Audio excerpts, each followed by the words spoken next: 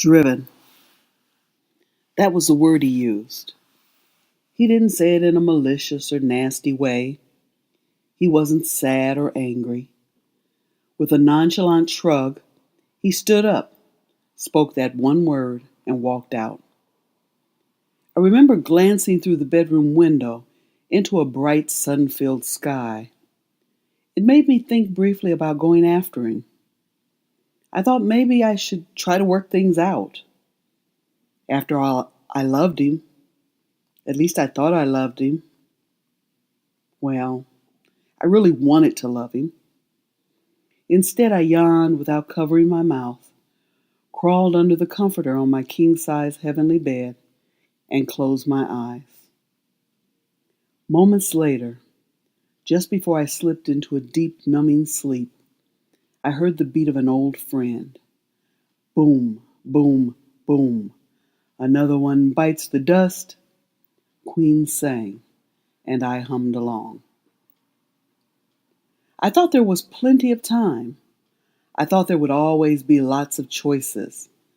I thought it was a simple matter of deciding when I was ready and accepting the best offer. What you want and what you get are sometimes two very different things. Ultimately, I've learned that it doesn't matter that you're holding all the right cards if everyone else is playing dominoes. In my early years, marriage was easy to push to the back of my 8.5 by 11 notebook-sized to-do list.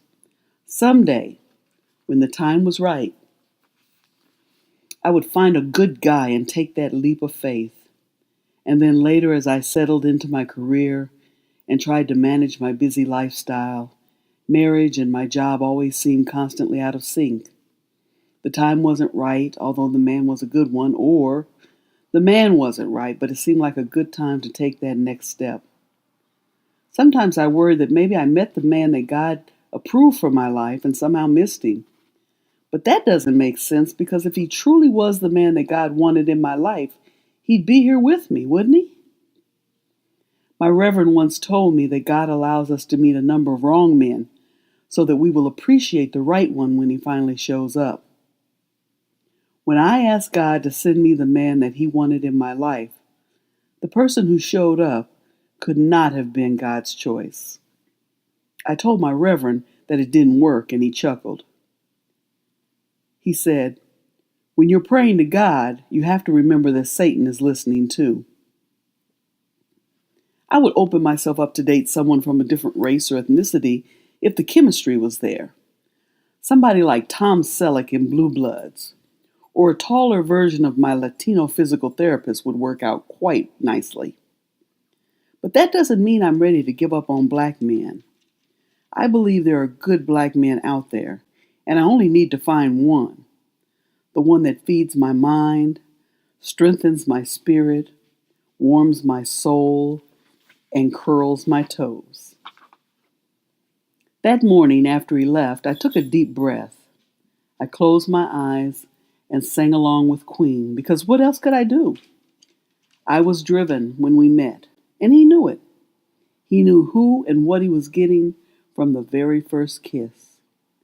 I wasn't going to change, so there was really no point in chasing after him. Boom, boom, boom.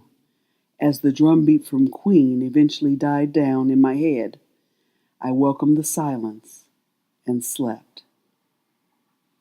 Driven. Reflections on Love, Career, and the Pursuit of Happiness by Venise Berry.